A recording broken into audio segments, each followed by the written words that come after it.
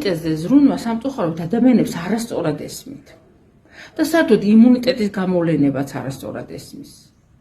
ახლა ელემენტარულად ვიცოდეთ, რომ დავშვით პირღებინა გაქვთ, ან ფაღარათი გაქვთ. ეს იმუნიტეტის მუშაობა, იმიტომ რომ შიგნით რაღაცაა, რაც არ უნდა იყოს. აი, როცა დავშვით სიცხე გიწევთ.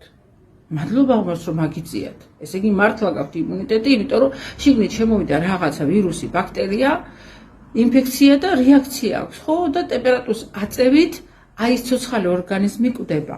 არის გასასწრაფო სიცხე უნდა დაუგდო. 38-მდე სიცხის დაგდება ფიზიკურად არ შეიძლება, იმიტომ ეს არის ორგანიზმის ბრძოლის უნარი, ვიმეორებ, ამ დაუკითხავ სტუმართან. და ზოგადად თუ გინდათ რომ იმუნიტეტზე იზრუნოთ, ლათინურიდან თარგმანში იმუნიტი ნიშნავს წმენდას. ჩვენ უნდა დაკავდეთ წმენდით.